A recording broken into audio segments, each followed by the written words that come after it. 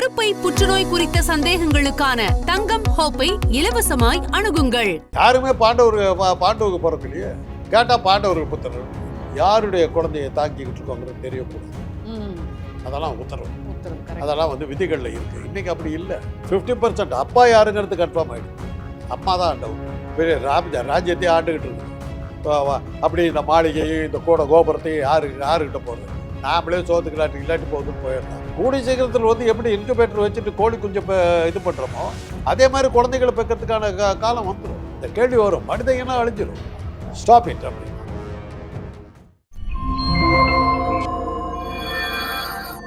King TV நேயர்கள் அனைவருக்கும் வணக்கம். இந்த காணொலியில நம்ம கூட டாக்டர் காந்தராஜ் இருக்காரு. வணக்கம் டாக்டர். ஸ்பெர்ம் டோனர்ஸ் பத்தி என்ன சார் நினைக்கிறீங்க? ஸ்பெர்ம் டோனர்ஸ் அது எல்லா காலத்திலுமே இருக்குது.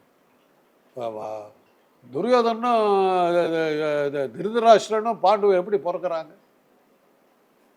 அவங்க அப்பனுங்களுக்கு முடியல, வியாசர் மூலமாக தான் பிறக்கிறாங்க. அன்றைக்கே சரகேட் மதருக்கு பதிலாக சரகேட் ஃபாதர் வந்துருச்சு. இந்த சரகசின்றது காலங்காலமாக இருக்கு சார். ஆமாம், வியாசருக்கு பிறந்தவங்க தான் நம்ம திருதராஷ்டிரன். அவங்க திருதராஷ்டிரோடைய அம்மா கண்ணை இறுக்கி மூடிக்கிட்டா வியாசம் அசிங்கமாக இருக்கான்னு, அதனால தான் அவன் குருடனாக பிறந்தான். பாண்டுவோட அம்மா உடம்பு பூரா மூடிக்கிட்டா, அதனால தான் பாண்டு குஷ்டரோகத்தோடு பிறந்தான். வியாசர் அவ்வளோ அசிங்கமாக இருந்திருக்காரு. அதுக்கு ராஜாஜி ஒரு இது கொடுக்குறாரு, பெண்ணுடைய கர்ப்ப காலத்திலே அவருடைய மனம் எப்படி இருக்குதோ அது குழந்தைக்கு அது வருங்கிறதுக்கு இது மூலமாக காட்டினாங்க. ஆக செமன் டோனராக மொதல் ஆள் சனாதன இது பிரகாரம் வியாசபா. எனக்கு ஒரு டவுட், இப்போ நிறைய நவீன சிகிச்சை முறைகள்லாம் இருக்கு இல்லையா? ஐவிஎஃப் இருக்கு, ஐயுஐ எல்லாம் இருக்கு. பட் அந்த காலத்தில் நீங்கள் சொன்ன மாதிரி டோனர்ஸ் எப்படி உறவு மூலமாக குழந்தை பெற்றுக்கிட்டாங்களா, இல்லை அப்போ ஏதாவது முறைகள் இருந்ததா? அப்படித்தான். இப்போ பஞ்சபாண்டவர்கள் எப்படி பிறக்கிறாங்க? பாண்டுவுக்கு செக்ஸ் கிடையாது, அவளுக்கு குழந்தை வேணும். 5 வாரத்தை ஏதோ ஒரு கதை சொல்லிட்டாங்க, வரம் கொடுத்தாங்க. நீ யாரை நினைக்கிறோ அவங்க உனக்கு குழந்தை கொடுப்பாங்க. அதை செக் பண்ணி பார்க்க போய் தான் சூரிய பகவானை நினச்சிக்கிட்டு இது பண்ணுறா, செக்ஸை வச்சுக்கிறா, கர்ணம் பிறந்துடுறான். கல்யாணம் ஆக முன்னாடியே பிறந்துட்டானேன்னு சொல்லிட்டு அந்த கல்ச்சர் மாற்றுறது அதில் விட்டுறான். அப்படி தானே போகுது. ஒருத்தவங்க கூட பாண்டுவுக்கு இதை பிறக்கலையே. வாயு பகவானுக்கு இவன் பீமன் பிறக்கிறான், யமனுக்கு தர்மம் பிறக்கிறான், எந்திரனுக்கு அர்ஜுனன் பிறக்கிறான். அவன் தங்கச்சிக்கு 2 பேர் இந்த நகுல சகாதேவன் யாருக்கோ பிறக்கிறாங்க. யாருமே பாண்டுவுக்கு பிறக்கலையே. கேட்டால் பாண்டவருக்கு புத்திரர். உங்கள் சனாதன இலக்கியத்தில் தானே இருக்குது, அதுதானே கும்பிடுறீங்க நீங்கள். இப்போது லவ் பண்ணுறதுக்கு டைம் இல்லையா? ஏன்னா லவ் பண்ணாதான் உங்களுக்குள்ள அந்த ரொமான்ஸ்ன்ற ஒரு ஃபீலிங் இருக்கும் இல்லையா? எதனால இந்த டோனர்ஸ் மூலமாக போகிறாங்க? குழந்தை வேணுங்கும் போது தான் டோனர்ஸ். லவ் பண்ணுறதுக்கு போகிறதுக்கு அதுக்கு சம்மந்தம். செக்ஸை வச்சுக்கிறதுக்கு அதுக்கு அந்த பெண்ணுக்கும் அந்த ஆணுக்கும் ஈர்ப்பு இதாக இருந்தால் தான் அந்த செக்ஸு. அப்படி இல்லைன்னா அது ரேப். அவ்வளோதான். இப்போது 1008 ஃபார்மாலிட்டிஸ் இப்போ வந்துருச்சு. அதுவும் இப்போ நயன்தாரா குழந்தை பெற்றதுக்கு அப்புறம் தான் இன்னும் ரொம்ப கிடுக்குப்பிடி பண்ணி நிறைய ஃபார்மாலிட்டிஸ் போட்டாங்க. இப்போ ஒரு பெண் சரகேட் மதர் மூலமாக பெற்றுக்கிறதா இருந்தாலும், ஒரு ஆண் சரகேட் மூலமாக ஸ்பெர்ம்ஸ் எடுத்துக்கிறதா இருந்தாலும் அதுக்கு விதிமுறைகள் நிறையா இருக்குது அப்படின்றாங்களே. அந்த காலத்தில் எந்த விதிமுறையும் இல்லையா? அந்த கமிட்டியில் நான் இருந்தேம்மா. அதை பற்றி கொஞ்சம் சொல்ல முடியுமா? அந்த கமிட்டியில் நான் இருந்தேன். சரகேட் மதருக்கு ஒரு வகைத்தொகை இல்லாமல் போயிட்டு இருந்தது. ஏன்னா நம்ம ஊரில் வறுமையை பயன்படுத்திக்கிட்டு விற்க ஆரம்பிச்சிட்டாங்க. நிறைய பெண்களை, கன்னி பெண்கள், பருவத்துக்கு வராத பெண்களுக்கெல்லாம் கூட இதெல்லாம் நடக்க ஆரம்பிச்சிருச்சு. ஃபர்ஸ்ட் ஒன்று சொல்லுங்க, இப்போ ஒருத்தவங்க சரகேட்டாக போகணுன்னா அதுக்கு என்ன நார்ம்ஸ்? அது சில விதிமுறைகள்லாம் இப்போ வச்சுருக்கோம். நான் ஒரே ஒரு கேள்வி கேட்டுட்டு என்னையே அதில் இன்க்ளூட் பண்ணாங்கன்னா, நான் அப்போ எய்ட்ஸ் கட்டுப்பாட்டு அதிகாரியாக இருந்தேன். சரகேட் மதருக்கு எய்ட்ஸ் ஏதாவது இருக்குதா இல்லையாங்கிறத பார்க்கணுமா வேணாமாங்கிறத தான் அன்றைக்கி அந்த விதிமுறைகள் அதை கொண்டு வரலாமாங்கிறதுக்காக தான் என்னை கூப்பிட்டுருந்தாங்க. நான் போய் உக்காந்த போது எய்ட்ஸை பற்றி என்னை தவிர மிச்சம் எல்லோரும் பேச்சு முடிச்சு விட்டாங்க. நான் போய் உக்காந்து என்னை தவிர எல்லாம் பேசுகிறான் அவன். அப்போ தான் அந்த சேர்மன் என்ன சொன்னார், நீ வேறு ஏதாவது ஆங்கிள் ஏதாவது சொல்கிறியான்னு போது நான் ஒரே ஒரு கேள்வி கேட்டேன். அந்த சரகேட் மதராக இருக்கிற வாடகை தாய் அந்த குழந்தையை பெற்ற பிறகு அவளுடைய சமூக அங்கீகாரம் என்ன? அவள் கன்னியாவே தொடர்கிறாளா, இல்லை அவனுடைய மனைவியாக மாறிட்டாளா, இல்லை 2 பேரும் விட்டு போய் விதவை ஆகிட்டாளா? அவனுங்களுக்கு புரியுங்கிறத ஹிந்திலேயே கேட்டேன். கன்யா பத்னி யா வித்வான். லஞ்சுக்கு முன்னாடி இதை கேட்டுட்டு நான் விட்டுட்டேன். அதுக்கப்புறம் அந்த மீட்டிங்கே நடக்கலை. என்ன இப்படி கேட்டுவிட்டாரு இதுக்கு என்ன பண்ணுறதுன்னு சொல்லிட்டு அது வாத பிரவாதம் போய் அது 2-3 வருஷம் நான் ரிட்டையர் ஆகிறோன்னு அது நடக்கவே இல்லை. அதுக்கு பிறகு தான் இன்றைக்கி சரகேட் மதருக்கு நிறைய இதெல்லாம் வச்சுருக்கு. சரகேட் மதருக்கு யாருடைய குழந்தையை தாங்கிக்கிட்டு இருக்கோங்கிறது தெரியக்கூடாது. அதெல்லாம் உத்தரவு அதெல்லாம் வந்து விதிகளில் இருக்குது. இன்றைக்கி அப்படி இல்லை, சொல்லிவிடுறாங்க இவங்க குழந்தைய தான் வச்சுக்கிட்டு இருக்காங்க. அவன் அவள் அதுன்னு ஒரு படம் எடுத்தாங்க, சிவசங்கர் எழுதின கதை. அதில் க்ளீனாக சொல்கிறாங்க சரகேட் மதர் வந்து க்ளைம் பண்ணுறா என் வயிற்றில் தான் வளர்ந்தது, எனக்கு அந்த பிள்ளை மேலே உரிமை இல்லையா. ஸ்ரீபிரியா அந்த ரோலில் நடிப்பாங்க. லக்ஷ்மி வந்து தன்னுடைய இதை கொடுக்குறாங்க. என்னுடைய கருமுட்டை கருப்பையை மாத்திரம்தான் நீ வாடகைக்கு விட்ட, அந்த பை மட்டும்தான், அந்த பை மட்டும்தான் வாடகைக்கு விட்ட அப்படின்னு இவன் சொல்கிறா. என்னுடைய ரத்தம் தான் அவங்க உடம்புல போயிருக்கு. அதுக்கப்புறம் அவன் உயிரோடு அந்த குழந்தை உயிரோடு இருந்ததுக்கு எல்லாமே என்னுடைய ரத்தம் தான் காரணம் அப்படிங்கிறது தான் போராட்டம். அப்படி இல்லையே சார், இப்போ ஒன்ஸ் நீ சரகேட்டா வர அப்படின்னா நீ ஒத்துக்கிட்டு தான் கண்டிஷன்ஸ்ல சைன் பண்ணிட்டு அதுக்கு உண்டான காசையும் வாங்கி. அதனால தான் அன்னைக்கு போட்ட ரூல் என்னன்னா யாருடைய குழந்தைய நீ தாங்கிக்கிட்டு இருக்கங்கிறத வந்து சொல்லக்கூடாதுங்கிறது வந்து அன்னைக்கு இருந்தது. பட் சொல்லிட்டாங்க. இன்னைக்கு அதெல்லாம் நாளைக்கு அதெல்லாம் பெரிய பிரச்சனைகளாக வரலாம். பட் மேல்நாடுகளில் வந்து இந்த பிரச்சனையே கிடையாது. அவள் பெற்று கொடுத்துட்டு அவள் பாட்டுக்கு போயிடுறா. ரெண்டாவது அங்கெல்லாம் குழந்தை இல்லைங்கிறது இஷ்யூவாகவே எடுக்கிறது. பட் இப்போ வர ஆரம்பிச்சு, இப்போ அதெல்லாம் வர ஆரம்பிச்சு, இதெல்லாம் போக பார்க்கணும். இப்போ எக் டோனரா போறாங்க. இப்போ ஃபார் எக்ஸாம்பிள் இப்போ ஒரு பெண்ணுக்கு வந்து எக் இல்ல வந்து ஏதோ ஒரு காரணத்துல அந்த செமன் டோனர் மாதிரி அது ஓவம் டோனர் இருக்காங்க. இப்போ எக் டோனர்ஸ் வந்துட்டு பாத்தீங்கன்னா இத ஒரு மையமா வச்சுக்கிட்டு இந்த நார்த் இந்தியால வந்து சின்ன சின்ன பிள்ளைங்க, கல்யாணம் ஆகாத பிள்ளைங்க கூட ஆக்சுவலா கல்யாணம் பண்ணி குழந்தை பெற்றவங்க தானே சார் எக் டோனரா போக முடியும். அப்பதான் அதாவது அப்பதான் கன்ஃபார்ம் ஆகுது. ஒரு குழந்தை பிறந்திருக்கணும். குழந்தை பிறந்திருந்தா தான் அந்த கருமுட்டை வந்து குழந்தை தரிக்க சக்தி உள்ளதுன்றது ப்ரூவ் ஆகும். அப்படி இல்லைன்னா எடுக்கிறது அர்த்தம் இல்லை. குழந்தை பெற்காத கன்னி பெண்கள் எடுத்தாக்க பிரயோஜனம் இல்லை. ஆனா நார்த் இந்தியால பாத்தீங்கன்னா 15 இருந்து 17 வயசு கல்யாணம் ஆகாத கன்னி பெண்கள் கூட வந்து வறுமையின் காரணமா இல்ல அந்த பைசா ஆசைக்கு வந்து விற்கிறாங்கன்றாங்க. விற்பாங்க. பட் அது யாருக்காக நீங்க பண்றீங்களோ அவங்க அந்த பேரண்ட்ஸ் தான் ஜாக்கிரதையா இருந்தீங்க. அந்த யார் டோனர் கொடுத்தாங்களோ அது கன்ஃபார்ம் ஆச்சாங்கிறதெல்லாம் வெரிஃபை பண்ணிட்டு தான் அவங்க ஒத்துக்கணும். இல்லாட்டி போனால் ஏமாந்துருவீங்க, காசை கொடுத்துருவீங்க, குழந்தையும் பிறக்காது. இப்போ டோனர் கிட்ட இருந்து எக் எடுக்கிறாங்கன்னு வைங்க சார், அதை வந்து ஆனால் ஒரிஜினல் வைஃப் தான் வந்து புள்ள பெற்றுக்கிறாங்க, அவங்களுக்கு எக் இல்லை, டோனர் மூலமாக எக் எடுத்துக்கிறாங்க அப்படின்னா அந்த குழந்தை வந்து ஒரிஜினல் தாய் வயிற்றோட அந்த கர்ப்பத்தில் தான் இருக்கும், ஆனால் டோனர் மூலமாக அந்த எக் இருக்கும். அப்போ அந்த குழந்தைக்கு வந்து அந்த தாயோட கேரக்டர் வந்து எது வரும்? கொஞ்சம் கஷ்டம்தான் இல்லை, தாயினுடைய கேரக்டர் இருக்கிறதுக்கான வாய்ப்புகள் கொஞ்சம் குறைச்சி. ஆனால் ஹஸ்பண்டோட டிஎன்ஏ அதில் 50% ஓகேங்கிறான். இதில் என்னன்னா 50% அப்பா யாருங்கிறது கன்ஃபார்ம் ஆகிடுது, அம்மா தான் டவுட்டு. பட் அம்மாவுக்கு என்ன இதில் வருதுன்னாக்கா அவள் கொடுக்குற ரத்தம் அந்த இதில் ஹார்மோனல் இது கொஞ்சம் சில குரோமோசோம்ஸ் உள்ளே போகலாம். அதெல்லாம் வைக்கும்போது ஒரு 20% 25% அம்மாவையும் ரெப்ரசன்ட் பண்ணுறதுக்கான வாய்ப்புகள் இருக்குங்கிறத ஒரு அறிவியல் பூர்வமாக திங்க் பண்ணால் அப்படி சொல்லலாம். பட் அதுக்கான ஸ்டடி பார்க்கணும். பார்த்தா சட்டம் இப்போ என்ன சார் சொல்லுது? சட்டம் அதை அக்செப்ட் பண்ணுது. செமன் டோனர் மாதிரியே ஓவம் பேங்க் இருக்கு. ஓகே, இப்போ வந்து ஒருத்தவங்க எக் மூலமா, அதாவது டோனர் எக் மூலமா ஒரு பெண் குழந்தை பெற்றுக்கணும் அப்படின்னா ஒரு மருத்துவராக நீங்கள் வந்து அவங்களுக்கு எப்படி கைடன்ஸ் கொடுப்பீங்க?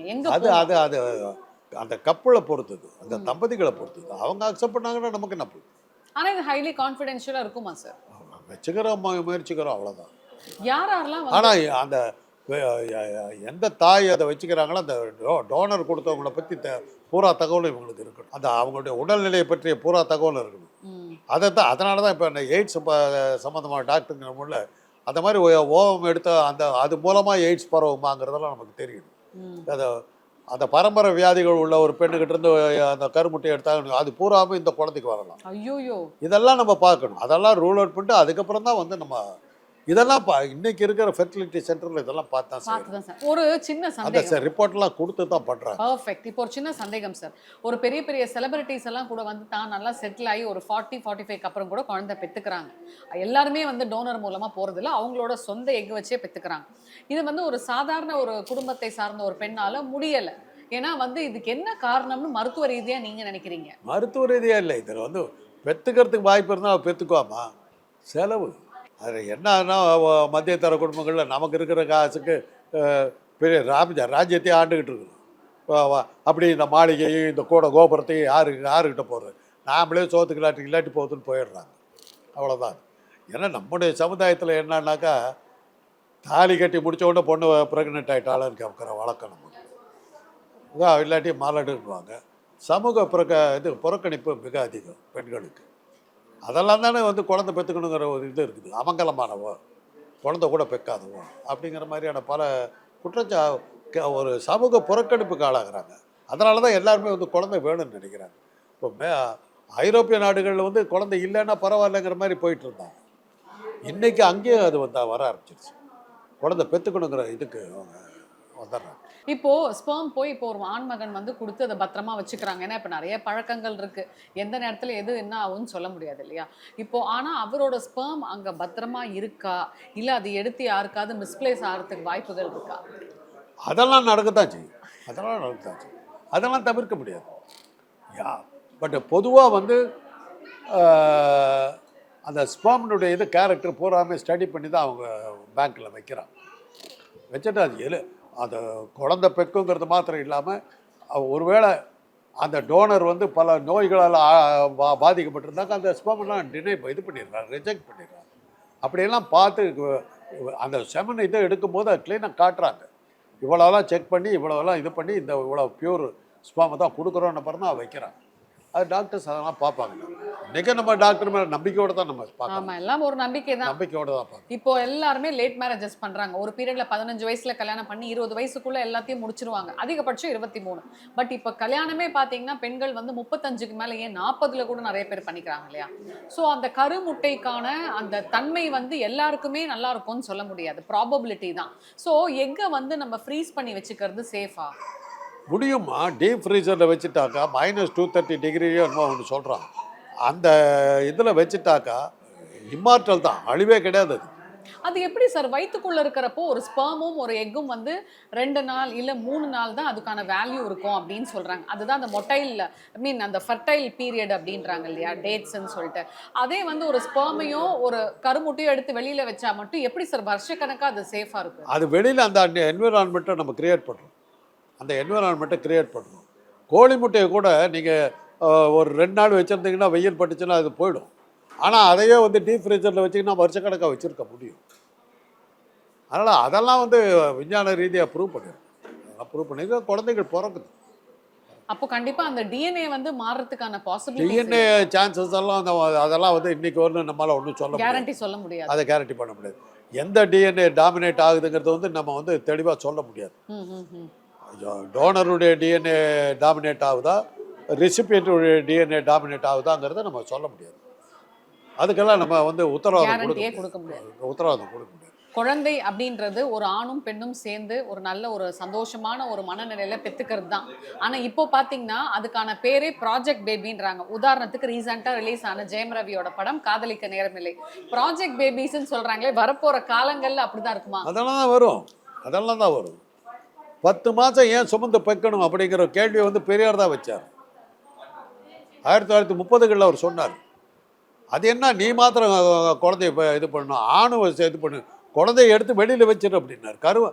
அந்த பேசிஸில் தான் வந்து இது ஆர்டிஃபிஷியல் இன்செமினேஷன், இந்த சரகேட் மதர் எல்லாமே பெரியார் சொன்னதுக்கு அப்புறம் தான் வந்தது. அதனால தானே ஸ்வீடனில் வந்து பெரியார் ஸ்டடீஸ்ன்னு ஒரு ஸ்டடியே வச்சான். அவர் தான் அதை சொன்னார். எப்படி கோழியினுடைய முட்டையை எடுத்து வெளியில் வச்சு வந்து இது முடியுதோ அது மாதிரி உன்னுடைய கருமுட்டையை எடுத்து வெளியில் வச்சு ஏன் ஒரு இதில் வந்து பிள்ளை பெக்கக்கூடாது அப்படின்னு ஒரு கேள்வியை கேட்டார். அதுக்கப்புறம் தான் அந்த ஐடியா வந்தது. இப்போ இதுவரையிலும் ஒரு சரகேட் மதர் தேவைப்படுது. கூடிய சீக்கிரத்தில் வந்து எப்படி இன்குபேட்டர் வச்சுட்டு கோழி குஞ்சை இது பண்ணுறோமோ அதே மாதிரி குழந்தைகளை பெக்கிறதுக்கான காலம் வந்துடும். டெஸ்ட் டியூப் பேபின்னு சொல்கிறான். டெஸ்ட் டியூப் பேபியில் என்னன்னாக்கா ஒரு பெண்ணிடத்துலேருந்து எடுத்து இன்னொரு பெண்ணுக்கு வச்சு தான் குழந்தை பெக்கிறாங்க. அந்த இதையே எடுத்து ஒரு கருப்பையே ஒரு செயற்கையாக உருவாக்கி அதுக்குள்ளார வச்சு நம்ம வரக்கூடும். ஏன்னா இன்னைக்கு வந்து நமக்கு அதுதான் அந்த காலத்திலேயே ஃப்ராங்கன்ஸ்டீன் ஒரு படம் வந்து அது என்ன பண்ணுவான்னா, அந்த ஃப்ராங்கன்ஸ்டீன் வந்து அந்த சயின்டிஸ்ட், அந்த டாக்டர் சுடுகாட்டுக்கு போய் அந்த அப்பா ஃப்ரெஷ்ஷாக புதைக்கப்பட்ட பிணங்கள்லேருந்து கை காலை எல்லாத்தையும் வெட்டிக்கிட்டு வந்து ஒரு மனித உடலில் செஞ்சிடறான். செஞ்சுட்டு அதுக்கு உயிர் கொடுக்குறான். உயிர் கொடுக்கறதுக்கு என்னடா பண்ணான்னு பார்த்தாக்கா மின்னல் மின்னும்போது மின்னலில் வர்ற மின்சாரத்தை உடம்புக்குள்ளார பாய்ச்சுன்னா உயிர் வர்றதுக்கு சான்ஸ் இருக்குதுன்னு அவன் ஒரு கற்பனை பண்ணுறான். அது பிரகாரம் அந்த மின்னலில் வர்ற மின்சாரத்தை வந்து இந்த உடம்புல பாய்ச்சுறான். இன்றைக்கி வந்து டீஃபிப்ரிலேட்டருங்கிறது அதை பேஸ் பண்ணி தான் நம்ம உருவாக்கியிருக்கோம். பைபாஸ் சர்ஜரி பண்ணும்போது ஹார்ட்டை ஸ்டாப் பண்ணுறோம், திருப்பி ரிவைவ் பண்ணுறதுக்கு டீஃபிப்ரிலேட்டர் ஷாக் கொடுக்குறோம், எலக்ட்ரிக் ஷாக், ஹார்ட்டு திருப்பி ஒர்க் பண்ணுது. இதை வந்து 1930 அந்த படத்தில் காட்டினாங்க. அந்த படத்தில் இருந்து அது வந்தது. அதை எழுதுனது யாருனாக்கா மேரி ஷெல்லின்னு ஒரு கவிதை பெண் புலவர். ஒரு புலவருக்கு அப்படி ஒரு பயங்கரமான ஒரு கற்பனை வந்து இன்றைக்கி அந்த படங்கள் இருக்குது. அந்த படமெல்லாம் பார்த்து பயந்து நடிப்போம். ஆக இந்த அந்த மாதிரியான பல ஒரு வெளியிலேயே ஒரு மனிதனையே வந்து இது மாதிரி உருவாக்க முடியுங்கிற கற்பனை அந்த காலத்திலே வந்துருச்சு. ஃப்ராங்கன்ஸ்டைனில் பல உறுப்புகளையெல்லாம் ஒன்றா சேர்த்து உயிர் கொடுக்க முடியுங்கிற மாதிரி. அப்படி இருக்கும்போது ஒரு கருமுட்டையும் ஒரு உயிரணுவையும் ஒன்றா சேர்த்து ஒரு மெஷினில் போட்டு ஒரு குழந்தைய உருவாக்கி எவடி கொண்டு வரக்கூடாது. நடக்கலாம். இன்றைக்கி ஒன்றும் முயற்சிக்கலை. ஏன் முயற்சிக்கலைன்னா மனித இனம் அழிஞ்சிடக்கூடாதுங்கிறதுக்காக தடுக்கிறாங்க. செஞ்சிட முடியும், இப்போ முடியும், இட்ஸ் பாசிபிள். பட் பல நாடுகளை தடை பண்ணிடுச்சு. யாருக்கு தெரியும் எத்தனை குழந்தைகள் அது மாதிரி பிறந்து இருந்துக்கிறதுன்னு யாருக்கு தெரியும்? தெரியாது. இப்போ ஸ்டெம் செல்ஸ் மூலமா கூட வந்து நமக்கு ஏதாவது எரெக்டைல் டிஸ்ஃபங்க்ஷனோ இல்லை ஸ்பெர்ம் குவாலிட்டி இல்லைனா கூட வந்து ஸ்டெம் செல்ஸ் மூலமா சரி பண்ணிக்கலாம் அப்படின்னு சொல்றாங்களே டாக்டர், இது எந்த அளவுக்கு இந்த ஸ்டெம் செல்லும் ஸ்பெர்மும் கலெக்ட் ஆயிருக்கு? ஸ்டெம் செல் வந்து நீங்கள் பார்த்தீங்கன்னா ஒரு குழந்தை கருங்கிறது வந்து மைக்ரோஸ்கோப்பில் தான் பார்க்க முடியும். அவ்வளோ சின்னது. அதுதான் மனுஷனாக மாறுது. அது ஒரு கண், மூக்கு, மூளை, எலும்பு, கை, கால், காது, குடல், இதயம், வயிறு, இவ்வளவும் அந்த மைக்ரோஸ்கோப் சைஸில் இருந்த அந்த ஒரு செல்லில் இருந்தால் உருவாகுது. இவ்வளவு அதுதான் ஸ்டெம் செல்லுங்கிறது. அந்த ஸ்டெம் செல்லை வச்சாக்கா அது எந்த உறுப்பு பாதிக்கப்பட்டதோ அந்த உறுப்பு அது திருப்பி உருவாக்கிடுங்கிறது ஒரு தியரியாக இது பண்ணாங்க. ட்ரை பண்ணி பார்த்தா சக்ஸஸ் ஆச்சு. ஹார்ட் வீக்காக இருக்கவனுக்கு வந்து ஸ்டெம் செல் இன்ஜெக்ட் பண்ணாங்க. அந்த ஹார்ட்டுக்கிட்ட போய் இந்த மசில்லாம் வீக்காக இருக்குதான்னு சொல்லி இந்த ஸ்டெம் செல் உருவாக்கி கொடுத்துருச்சு. என்ன ஆகி போச்சுன்னா ஸ்டெம் செல்லை வச்சு ஒரு மனுஷனே உருவாக்க ஆரம்பித்தான். ஆஸ்திரேலியாவில் ஒரு ஆட்டை செஞ்சான். டாலின் பேர் அந்த ஆட்டுக்கு.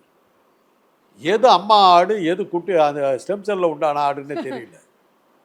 அப்படி போச்சுன்னா என்கிட்ட இருக்கிற ஸ்டெம் செல்லை எடுத்து ஒரு இன்குபேட்டரில் வச்சு உருவாக்கி ஒரு 5 வருஷத்தில் என்ன ஆட்டமே இன்னொரு காந்தராஜ் வந்து பக்கத்தில் உட்காந்துருக்கும். நான் காந்தராஜா, அவன் காந்தராஜா. நான் ஒரிஜினலா, அது ஒரிஜினலா? யார் சிட்டி ரோபோ? யார் இந்த கேள்வி வர ஆரம்பிச்சோம். அதுக்குள்ள என்ன சொல்கிறான்னா ஏறத்தாழ ஒரு 10,000 பேர் அது மாதிரி உருவாக்கிட்டாங்கிறாங்க. உடனே பேன் பண்ணான். ஸ்டெம் செல் போய் நிறுத்துறான்ட்டான். High risk. மனித இனம் அழிஞ்சிடும். ஒவ்வொரு இடத்துலையும் என்னாட்டுமே உங்களாட்டுமே உருவாக்கி விட்டாங்க. யார் ஒரிஜினல், யார் இது போகுது? இந்த கேள்வி வரும். மனித இனம் அழிஞ்சிடும். ஸ்டாப் இட் அப்படின்னா. அது மாதிரி தான் இன்றைக்கி ஆர்டிஃபிஷியல் இன்டெலிஜென்ஸை நிறுத்துங்கிறான். ஆபத்துங்கிறான். எவ்வளோ கேவலமான அளவுக்கு போயிட்டு இருக்கிறது இப்போயே தெரியுது. நேற்று கூட பார்க்குறேன், யாரோ ஒரு நடிகர்களெல்லாம் விதவிதமான இதில் ஆர்டிஃபிஷியல் இன்டெலிஜென்ஸில் மாற்றி காட்டுறான். விஜய் படத்தை போட்டு விஜய் நிற்கிறாரு. விஜய் மாதிரியே ஒரு பெண்ணையும் இது பண்ணி 2 பேரும் கல்யாணம் பண்ண மாதிரி வருது. ஏஐயில் அதெல்லாம் செய்ய முடியும். எங்கே கொண்டு போய் விட போகிறீங்க? High danger. அறிவியலை ஒரு இடத்துல நிறுத்துங்க. மனித இனம் தன்னைத்தான் அடிக்கிறதுக்கு போயிட்டு இருக்குது. அது இப்போ நான் எங்களை மாதிரி முதியோர்கள் என்ன பார்த்துக்கிட்டு இருக்கோன்னா உங்களுக்கு அறிவை கொடுத்தது எவ்வளோ பெரிய தப்புங்கிறது இப்போ தெரியும். அறிவை தவறாக பயன்படுத்திக்கிட்டு இருக்கோம். மிஸ்யூஸ் பண்ணுறோம். தனக்குத்தானே அழிவை தேடிக்கிட்டு இருக்கோம். இப்படி போச்சுன்னா அப்படி தான் டைனோசர்ஸ் வந்து அழிஞ்சதுக்கு காரணம் அது அறிவியல் ரீதியாக ஏதோ கொஞ்சம் பெருசாக போயிருக்கும் போட்டுருக்கு. ஒரு நாள் காலையில் ஃபுல்லாக காணாமல் போயிடுச்சு. அதே மாதிரி மனித இனத்துக்கு ஒரு நாள் காலையில் பார்த்தீங்கன்னா மனித இனம் ஒரு நாள் கம்ப்ளீட்டாக கதையிடும். இதே நவல இதை அறிவியலை ஒரு இடத்துல நிறுத்துங்க. அவ்வளோதான். மிக சிறப்பு சார். நன்றி சார். கருப்பை புற்றுநோய் குறித்த சந்தேகங்களுக்கான தங்கம் ஹோப்பை இலவசமாய் அணுகுங்கள்.